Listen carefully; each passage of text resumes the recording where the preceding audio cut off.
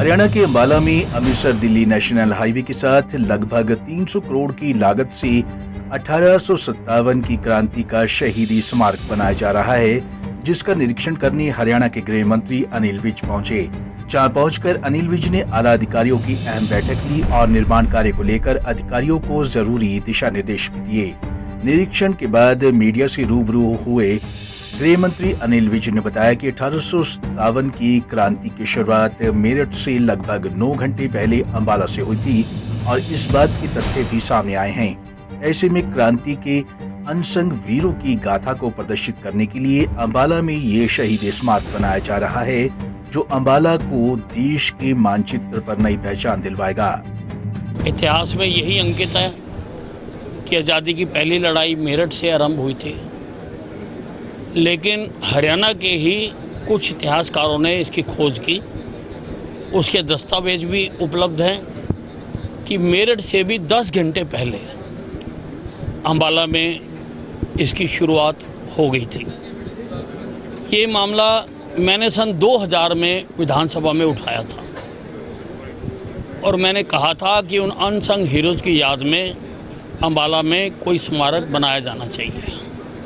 सरकारें बदलती रहीं, बार बार मैं उठाता रहा, लेकिन जब ये मामला मैंने मुख्यमंत्री मनोहर लाल खट्टर जी के सामने उठाया तो उन्होंने इसकी स्वीकृति प्रदान की और उन्होंने पूरी रुचि लेते हुए इसको बनाने के आदेश जारी किए। और आज ये पीडब्ल्यूडी विभाग ने, जो सिविल वर्क जिनके पास था, बहुत कम समय में ये लगभग 80% काम इसका पूरा करके दिखा दिया। सूबे के गृह मंत्री अनिल विज पूर्व की सरकारों के राज में इस बात की पैरवी करते रहे हैं कि क्रांति की चिंगारी अंबाला से जली थी। ऐसे में अब इतिहासकार भी इस बात की गवाही दे रहे हैं कि मेरठ से पहले अंबाला से क्रांति का आगाज हुआ था। शहीदी स्मारक निरीक्षण के दौरान पहुंचे इतिहासकारों की माने तो इस बात के कई तथ्य हैं जो प्रमाणित करते हैं कि क्रांति का आगाज अंबाला से हुआ था।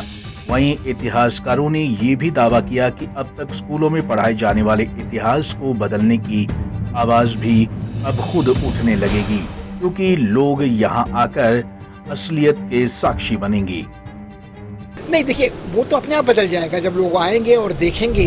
तो जो चश्मदीद गवाही होती है एक ज़माने की, उसके बाद लोगों को हमको ये कहने की ज़रूरत नहीं कि पाठ्य पुस्तक को बदलिए। हमको सिर्फ ये याद दिलाने की ज़रूरत है कि अगर मंगल पांडे थे तो राव तुला राम भी थे, वो मेवाटी नवाब लोग भी हुआ करते थे और कई ऐसे आम आदमी थे जिन्होंने अपनी कुर्बानियाँ दी। जो 30-32 साल का किसान मारा गया, फांसी में लटकाया गया, गोली से उड़ाया गया, ये सारी बातें। और हरियाणा को जितना उत्पीड़ित किया अंग्रेज़ों ने गदर के बाद, जिसको वो गदर कहते थे, वो हरियाणा को पिछड़ा रखा गया, हरियाणा के टुकड़ों को पंजाब के साथ जोड़ दिया गया।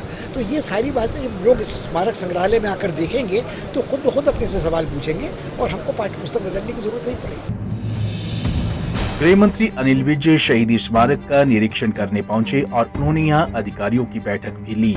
इस दौरान हरियाणा के मुख्य सचिव विजय वर्धन भी मौके पर मौजूद रहे। मीडिया से बातचीत करते हुए उन्होंने भी किताबों में पढ़ाए जाने वाले इतिहास के बदले जाने का जिक्र किया। मुख्य सचिव ने बताया कि वो यहाँ श्रद्धांजलि देने पहुँचे हैं।